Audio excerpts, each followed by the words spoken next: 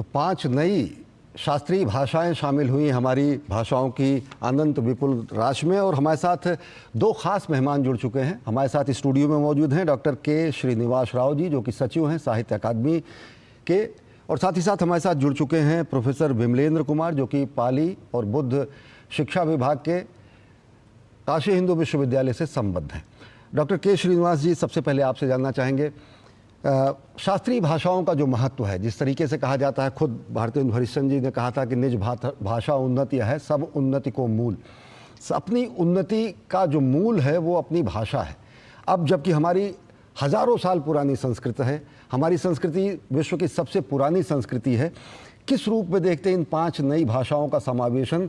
किस तरीके से संस्कृति के साथ साथ साहित्य को, साहित्य के साथ साथ संस्कार को संरक्षित रखा जा सकेगा? जी, बिल्कुल सही कहा आपने। जो अभी माननीय प्रधानमंत्री द्वारा भी 3 तारीख को जो घोषित हुआ है 5 भाषाओं में, ये 5 भाषा ऐसा है कि एक विरासत को लेके आ रही है। बहुत प्राचीनता भाषा है, जिसमें बहुत सारे पुरानी, जैसा भी आप देखा जाएगा तो इसमें एक मानदंड में ही एक है कि 15 साल के पुराना होना चाहिए, और उस वक्त की कुछ रचना भी होना चाहिए जो निरंतर उसको जनरेशन टू जनरेशन पास होते वो रचना को आज तक चलते आना चाहिए, और उस भाषा का कोई दूसरा जगह से कोई मतलब एडप्ट करके नहीं होना चाहिए, इस तरह का है। और इस तरह का समृद्ध भाषाएं इसमें है, समृद्ध साहित्य और जो विरासत लेके, और मतलब जिसमें मूल्यवान हो और विशिष्ट साहित्यिक विरासत को लेके है, और एक बहुत ही एक सराहनीय कदम है। और इससे ये होता है कि इन भाषाओं में और बहुत अच्छे तरह से अध्ययन हो सकता है अभी। और जैसा कि अभी आप असमिया का लेकर देखा जाए तो कम से कम 2000 साल से पुराना भाषा का, इसमें बहुत सारे हमारी जो पास जो डॉक्यूमेंट आई है, जो असम सरकार की जो भेजे गई है संस्कृत मंत्रालय द्वारा, उसमें पा गया है कि कम से कम 2000 साल से पुरानी बहुत कुछ इसमें एक एविडेंसेस मिला है। उसी तरह बंगला का भी कम से कम 2400 साल की पुराना मिला है। उसी तरह मराठी का भी 2200 साल से भी पुराना मिला है। मतलब अभी जैसे 2000 साल पहले ही मराठी में गाथा सप्तशती की लिखी गई एक एविडेंस मिल रही है, जो हाला द्वारा लिखा गया है मराठी में। उसी तरह आसामी में, उसी तरह बंगाली में, मतलब एक समृद्ध साहित्य है। और पाली प्राकृत का तो आपने कहा ही था। और इससे ये बहुत ही माननीय प्रधानमंत्री जी का सराहनीय कदम है। अभी इसकी इन भाषाओं में एक समृद्ध साहित्य लिखी गई है, और उसको अभी और उसके अंदर शोध होके अभी इस भाषाओं के अंदर जो शास्त्रीय साहित्य की जो लिखी गई है, उन भाषाओं का उस साहित्य को और दूसरी भारतीय भाषाओं में भी अनुवाद करके, और बाकी भारतीय भाषाओं लोगों को भी ये समृद्ध साहित्य, जैसे मराठी में लिखी गई समृद्ध साहित्य कोई मणिपुरी साहित्य में मिल जाएगा जब अनुवाद करने से, ताकि मणिपुरी लोग भी उसको पढ़ सकेंगे। उसी तरह आसामी भाषा में लिखी गई कोई मलयालम में पढ़ सकते हैं। उसी तरह मराठी भाषा की जो है कोई दूसरी भाषा, जो राजस्थानी हो, हिंदी हो, या कोई भी दूसरी भारतीय भाषाओं में उसको अनुवाद कर सकते हैं। ये एक बहुत सराहनीय कदम है। निश्चित तौर से हमारे साथ प्रोफेसर विमलेंद्र कुमार जी हैं, जो कि काशी हिंदू विश्वविद्यालय से संबद्ध है, पाली शिक्षा विभाग से। विमलेंद्र कुमार जी, अगर देखें तो खुद शंकराचार्य जी ने कहा, वाचः प्रकृत संस्कृत श्रुति गौरव। संस्कृत, प्राकृत, पाली न केवल भाषाएं हैं बल्कि हमारी संस्कृति को अपने में समेटे हुए हैं। संस्कृत हमारी संस्कृति का अगर मूल है तो कहीं इसी से निकली हुई पाली और प्राकृत भाषाएं हैं। 6वीं शताब्दी ईसा पूर्व से अगर देखें तो महात्मा बुद्ध के जो उपदेश हैं, जिनका संकलन किया गया, मध्यम निकाय, दीर्घ निकाय, सुत्त पिटक, विनय पिटक, बहुत सारी ये सब भाषाएं पाली और प्राकृत में हैं। किस रूप में देखते हैं अब जब इनको एक नई मान्यता देकर उन सभी साहित्यिक केशराश को, साहित्यिक विपुल राश को नए सिरे से संयोजित करने का प्रयास हो सकेगा?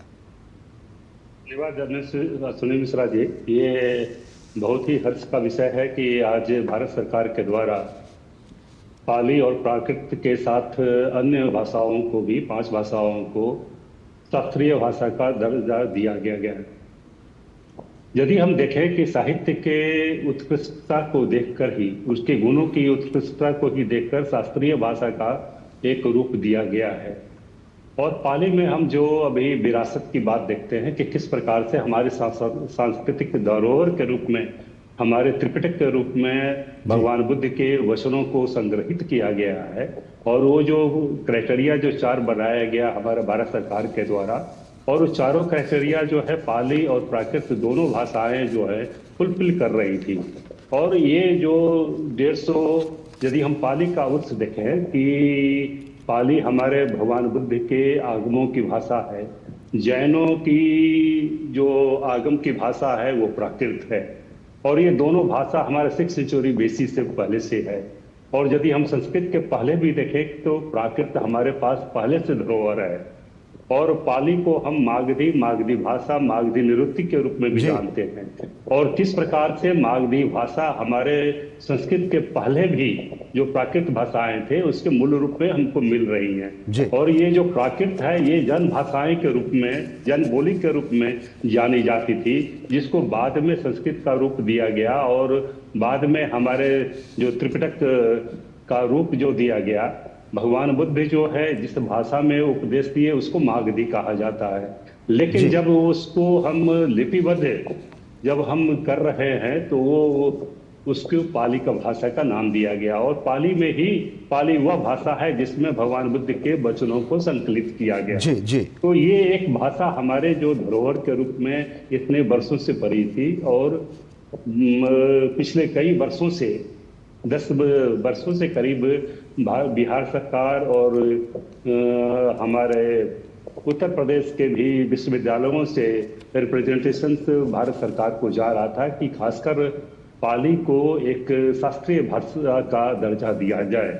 ये बड़े खुशी की बात है कि भारत सरकार ने इस बार पाली के साथ अन्य भाषाओं को भी दिया गया। इसके लिए हम भारतीय सरकार के मंत्रिमंडल को हम आभार व्यक्त करते हैं और उनको धन्यवाद भी देते हैं। और चारों तरफ से विद्वान, साहित्यकार और संस्कृति के संरक्षक इस कदम का स्वागत कर रहे हैं। हम चर्चा जारी रखेंगे, लेकिन वक्त हो चला है बेहद छोटे से ब्रेक का। देखते रहिए DD न्यूज। आपके घर के खाने में रेस्टोरेंट जैसा स्वाद ले आए MDH का शाही पनीर मसाला। पनीर को क्या मस्त बना डाला। बात जब पीढ़ियों के लिए बनने वाले घर की हो तो जिम्मेदारी बड़ी हो जाती है। गैलेंट समझता है ये जिम्मेदारी। अब MM रिब्स के साथ गैलेंट एडवांस TMT रीबार, निर्माण का रियल हीरो। काट! सुरक्षा की गारंटी हर चीज में जरूरी है, चाहे वो मुश्किल स्टंट हो या अच्छी फसल। इसलिए ले आइए IIL के ट्रैक्टर ब्रांड का शिनबार, जो देता है सुंडी और ट्रिप से सुरक्षा की गारंटी। जिंदगी की हर छोटी बड़ी जरूरत के लिए आप जो सपने सजाते हैं, बस उसी उम्मीद को तो हम सहारा लगाते हैं। SIP आपकी सेविंग्स को आपकी खातिर काम पर लगाएगी। आज ही अपनी पहली SIP की शुरुआत करें। अधिक जानकारी के लिए अपने वित्तीय सलाहकार से परामर्श करें। LIC म्यूचुअल फंड द्वारा निवेशक शिक्षा की एक पहल। म्यूचुअल फंड निवेश बाजार के जोखिम के अधीन है। योजना से संबंधित सभी दस्तावेजों को ध्यान से पढ़ें। सारी छुर्रियाँ भर देती हैं, दीवार हमवार कर देती हैं। तो पुट्टी भर ले, हाँ पुट्टी भर ले। वंडर वॉल पुट्टी दे एक परफेक्ट फिनिश। गोल्डी मसाले के 100 ग्राम के स्पेशल पैक्स में फ्रेशनेस लॉक है। ऐसे गोल्डी मसाले जहां जाएं रिश्ते बनाएं। ब्रेक के बाद आप सभी का स्वागत है। हम बात कर रहे हैं शास्त्रीय भाषाओं की। 5 नई शास्त्रीय भाषाएं शामिल की गई हैं इस सूची में। हमारे साथ 2 खास मेहमान, डॉक्टर के श्रीनिवास राव जी, सचिव साहित्य अकादमी, और साथ ही साथ प्रोफेसर बीरेंद्र कुमार जी हैं BHU से। के श्रीनिवास राव जी, आपसे जानना चाहेंगे, पाली प्राकृत की तो बात अभी प्रोफेसर साहब ने की। मराठी, जैसा कि आपने कहा कि गाथा सप्तशती 2000 साल से ज़्यादा पुरानी रचना है। असोमिया की अगर बात करें तो गुरुचरित कहीं ना कहीं 2000 साल से ज़्यादा की पुरानी रचना है। एक कहीं ना कहीं इन भाषाओं को वह सामाजिक मान्यता क्षेत्रीय स्तर पर तो मिली थी, लेकिन किस तरीके से राष्ट्रीय फलक पर इन भाषाओं को नए तरीके से संरक्षित किया जा सकेगा अब तब जबकि डिजिटलाइजेशन का युग है। भाषाओं की जो पुरानी पद्धतियाँ, पुराने जो लेखन शैली रहे हैं वो बेहद प्राचीन हैं। कैसे अर्वाचीन, नवीन, प्राचीन, इनका सम्मिश्रण हो सकेगा? बिल्कुल, जब इन भाषाओं का जब केंद्र जब खुलेंगे, सेंटर ऑफ एक्सीलेंस जिसको कहा जाता है, अब तक जैसा कि आपने शुरुआत में कहा है कि जैसा कि तमिल, तेलुगु, मलयालम, कन्नड़ा और संस्कृत और उड़िया भाषाओं की जैसा केंद्र खुल चुकी है, इसी तरह इन भाषाओं का भी जब खुलेंगे उसके माध्यम से हम लोग बहुत सारे जो प्राचीन साहित्य है उसको अच्छे से प्रिजर्व कर सकते हैं, उनको ये कर मतलब उनको अनुवाद के तो मैंने पहले जिक्र कर चुका है। और ये साहित्य के अंदर जैसा कि पाली प्राकृत के अंदर भी बहुत सारे साहित्य दूसरी भाषाओं में उनके बारे में ज़्यादा जानकारी नहीं है, उनकी जब अनुवाद होगी तब पता चलेंगे। जैसे ज़्यादा काम ज़्यादा हो चुका है कि जैन प्राकृत का ज़्यादा हो चुका है वो मतलब समृद्ध। इसी तरह ये आसामी और बंगाली और मराठी जैसे ये 3 मुख्य भाषा है।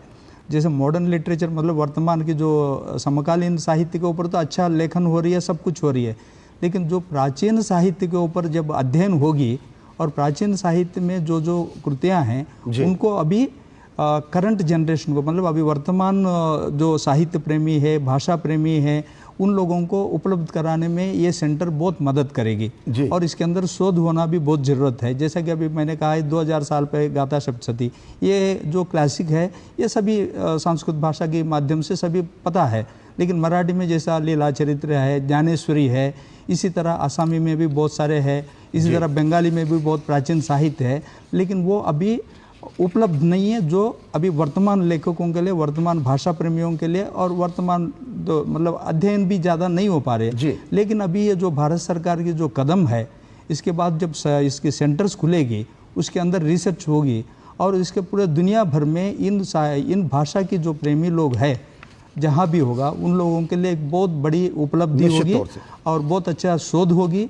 और इस माध्यम से जो बहुत सारे स्कॉलर्स को एक मतलब एक काम भी मतलब एम्प्लॉयमेंट की तरह भी एक चीज़ मिल जाएगी, एक प्रोजेक्ट्स हो सकता है, इसको एक इंटरनेशनल रिकॉग्निशन की तरह बहुत अच्छा काम हो सकता है इसमें। जी प्रोफेसर बिमलेन कुमार जी, आपसे जानना चाहेंगे, अगर देखें जिस तरीके से मराठी, बांग्ला और असमिया भाषा के बारे में श्रीनिवास जी बता रहे हैं, पाली प्राकृत को अगर देखें तो बहुत सारे हमारे जो अभिलेख हैं, चाहे वो अशोक काल के हों, किंग खारवेल के काल के हों, उड़िया से संबद्ध, उड़िया तो खुद ही भाषा थी, लेकिन प्राचीन जो शिलालेख है, प्राचीन जो अभिलेख है, प्राचीन जो पुरातत्व लेख हैं, जिन पर बहुत कुछ काम नहीं हुआ है या जिन पर बहुत कुछ किया जाना, शोध किया जाना अपेक्षित है, किस रूप में देखते हैं कि एक तरीके से अब जब पाली प्राकृत अपभ्रंश और फिर खड़ी बोली हिंदी इसके नए तरीके से पूरी की पूरी अभिव्यक्ति की शैली आई, तो कहीं एक आशंका जताई जा रही थी पाली प्राकृत लुप्त होती भाषा हो रही, एक संजीवनी जैसा काम होगा। धन्यवाद। हाँ, ये सही में आपने कहा है कि यदि हम पाली प्राकृत को एक सेंटर ऑफ एक्सलेंस के रूप में हम स्थापित करें, इस प्रकार से आप देखिए संस्कृत को 2004 में शास्त्रीय भाषा के रूप में मान्यता दिए गए, उसके बाद राष्ट्रीय संस्कृत संस्थान की स्थापना की गई और वो राष्ट्रीय संस्कृत संस्थान आज हमारा नेशनल संस्कृत यूनिवर्सिटी, राष्ट्रीय संस्कृत विश्वविद्यालय के रूप में उभर गया। इसी प्रकार से इन शास्त्रीय भाषा जो हमारे पाली और प्राकृत है, इस पर एक भारत सरकार के द्वारा राष्ट्रीय स्तर पर एक संस्थान को स्थापित करना चाहिए, विश्वविद्यालय के रूप में भी, जहां पर बहुत सारे प्रोजेक्ट के रूप में काम किया जा सकता है और बहुत सारे हमारे जो शिलालेख हैं जिसकी जी बात आप कर रहे हैं कि खासकर हम पाली और प्राकृत की धरोहर को देखें तो वो खासकर आर्कियोलॉजी के बहुत सारे हमारे इसमें एविडेंसेस मिलते हैं। जो कुछ आर्कियोलॉजी में हम यदि उसको रेफर करना चाहें तो पाली और प्राकृत के ही शास्त्रों में हम उसको एक प्रमाण के रूप में देखते हैं कि किस प्रकार से आर्कियोलॉजी के सारे चीज हमारे जो धरोहर हैं, जो हमारे इंस्क्रिप्शंस में जो पाली के ब्राह्मी स्क्रिप्ट में लिखे हुए हैं, उसको किस प्रकार से हम शास्त्र में खोज सकते हैं। इस पर एक नया शोध भी हो सकता है, इस पर नए काम भी हो सकते हैं, किस प्रकार से आर्कियोलॉजी और लिटरेचर, साहित्य दोनों को जोड़ा जा सकता है और किस प्रकार से एक नए काम हो सकते हैं। इसमें बहुत सारे हमारे अवसर आ सकते हैं। हम चर्चा जारी रखेंगे, लेकिन वक्त है एक और छोटे से ब्रेक का, और हम आगे देखेंगे किस तरीके से अन्य भाषाएं, हमारा जो अभिव्यक्ति का तरीका है वो मजबूत तो होगा ही, नए स्तर से भारत के उदय को भी दुनिया देखेगी, लेकिन वक्त है एक छोटे से ब्रेक का। सारी छुर्रियां भर देती हैं, दीवार हमवार कर देती हैं। तो पुट्टी भर ले, हाँ पुट्टी भर ले। वंडर वॉल पुट्टी दे एक परफेक्ट फिनिश। बात जब पीढ़ियों के लिए बनने वाले घर की हो तो जिम्मेदारी बड़ी हो जाती है। गैलेंट समझता है ये जिम्मेदारी। अब डबल एम रिब्स के साथ गैलेंट एडवांस TMT रीबार, निर्माण का real hero. It's another 6. Recharge, जल्दी रिचार्ज करा। ये क्या किया? मैच तो गया। पेमेंट कैसे करेंगे? टोकनाइज कार्ड से। टोकन? हाँ, ऑनलाइन पेमेंट के लिए RBI लाए हैं टोकनाइजेशन। एक बार कार्ड डिटेल्स, OTP, CVV डालकर टोकन जनरेट कीजिए। कार्ड भी सुरक्षित और बार बार डिटेल्स भरने की नो झंझट। वही सुविधा अधिक सुरक्षित। ऑलराउंडर हो कि मैं RBI कहता है कि जानकार बनिए, सतर्क रहिए। अब आया असली स्वाद। अब आया स्वाद। जब स्वाद के पड़े हो लाले तो MDH का चंकी चाट मसाला डालें। MDH का चंकी चाट मसाला। MDH। ब्रेक के बाद आप सभी का स्वागत। हम बात कर रहे हैं नई शास्त्रीय भाषाओं की। हमारे साथ डॉक्टर के श्रीनिवास राव जी हैं, सचिव साहित्य अकादमी, और साथ ही साथ प्रोफेसर बिमलेंद्र कुमार, BHU से संबद्ध पाली अध्ययन केंद्र से। डॉक्टर श्रीनिवास जी, आपसे जानना चाहेंगे, ऐसा इसके पहले प्रोफेसर बिमलेंद्र कुमार कह रहे थे, शोध को बढ़ावा मिलेगा, लोग जान सकेंगे। सबसे बड़ी बात यह कि जब इन भाषाओं के स्वरूप को नई पीढ़ी जान सकेगी, नई पीढ़ी कहीं ना कहीं अंग्रेज़ी की तरफ तेज़ी से बढ़ती जाती है क्योंकि उसकी अपनी कुछ व्यावसायिक मजबूरियां हैं, लेकिन इन व्यावसायिक मजबूरियों से अलग जब असमिया, असोम भाषा को, जब महारथी भाषा या फिर मराठी भाषा को वहाँ के लोग अपनी ही भाषा में जान सकेंगे। सरकार ने यह भी कहा कि शुरुआती शिक्षा मातृभाषा में बच्चों को दी जाए जिससे वो अपनी भाषा से जान सके। तो किस तरीके से सांस्कृतिक संरक्षण के साथ साथ संस्कारगत बोध भी नया बच्चों में उत्पन्न होगा? देखिए, इसमें जैसा कि हम सब जानते हैं, माननीय प्रधानमंत्री नरेंद्र मोदी जी शुरुआत से ही ये कहते आ रहा है कि अपनी अभ्यास मतलब पढ़ाई जो है अपने मातृभाषा में हो, और उसी दिशा से हमारी जो न्यू एजुकेशन पॉलिसी का भी हुआ है। जब ये आप जैसे बोल रहे हैं कि इंग्लिश मीडियम का ओर से सब लोग जा रहा है, उसके कारण ये है कि हमारी मातृभाषाओं को अपने घर से उनका प्रैक्टिस होना ज़रूरी है। और जब वो इस तरह के जो हमारी विरासत है, अभी जैसा कि आपको एक उदाहरण देता हूँ, ये असमी का जो हम लेंगे, असमी में कविता की रचना जो है शुरुआत 2री शताब्दी से शुरुआत हुई है, लेकिन ये विषय जो है 2री शताब्दी में कविता रचना हुई है, और पद्य रचना 5वीं शताब्दी से हुई है, और नाट्य लेखन जो है 6ठी शताब्दी से हुई है, अनुवाद कार्य जो है 13वीं शताब्दी से हुई है जी। ये चीज़ें हैं। अभी क्या हम नया जनरेशन को बोला है, ये चीज़ उन लोग को उपलब्ध कराए। जब ये चीज़ें अब उन लोगों का सामने रखेंगे, जब वो जो नया पीढ़ी है अपने मातृभाषा, अपने संस्कृति, क्योंकि भाषा जो है संस्कृति से जुड़ा है, जो विरासत, उसके अंदर जो मूल्य जो है उनको अपने नया पीढ़ी जानने की कोशिश करेंगे। जब तक हम उनको उपलब्ध नहीं करेंगे तब तक वो कैसा करेंगे? सो अभी इस कदम से मुझे लग रहा है कि हम लोग नया पीढ़ी को हमारी विरासत के बारे में लिखित रूप में उनके सामने रख सकेंगे। अगेन वो लोग अपने जो पुराने जो मूल्यों को एक रिस्पेक्ट देकर वापस आएंगे, समझ सकेंगे। प्रोफेसर बिमलेंद्र कुमार, बेहद संक्षिप्त तरीके से पाली प्राकृत को अगर देखें तो केवल भारत ही नहीं, श्रीलंका, म्यांमार, थाईलैंड, कंबोडिया, चीन, मंगोलिया, बहुत सारे बड़े क्षेत्रों में भाषा कहीं ना कहीं अपना प्रभाव रखती है। इसके ज़रिए भारत एक इन क्षेत्रों में सांस्कृतिक अग्रदूत की भूमिका निभा सकेगा। बेहद संक्षेप। हाँ, बहुत धन्यवाद। अभी हम खासकर देखें कि किस प्रकार से बौद्ध धर्म को हमारे दक्षिण पूर्व एशिया देशों को जोड़ने में एक सांस्कृतिक धरोहर के रूप में और एक लिंक के रूप में ये काम कर रही है। और खासकर हमारा जो भारत सरकार की जो पॉलिसी है, ईस्ट इंडिया पॉलिसी, या जो बौद्ध धर्म को किस प्रकार से हम दक्षिण पूर्व एशिया के देशों में हम इसको धरोहर के रूप में उठा सकते हैं। जिस प्रकार से पाली के बारे में हम कहा जाता है कि पाली हमारे भारत में एक तरह से इसका उत्स हुआ, जन्म हुआ, लेकिन ये दक्षिण पूर्व एशिया में किस प्रकार से पली फूली अभी भी हमारे श्याम, श्रीलंका या थाईलैंड या म्यांमार, इस सब में जितने भी हमारे जो पाली के दक्षिण एशियाई देश हैं उनसे हमारे संबंधों को हाँ किस प्रकार से वहां पर संरक्षित किया गया है। ये हमारे भारत सरकार की जो ईस्ट इंडिया पॉलिसी है या जो एक्ट ईस्ट पॉलिसी के तहत हम ज़्यादा सांस्कृतिक रूप से एक दूसरे से संबद्ध हो सकेंगे। बहुत बहुत धन्यवाद कहेंगे, समय की बेहद कमी है प्रोफेसर बिमलेंद्र कुमार जी। और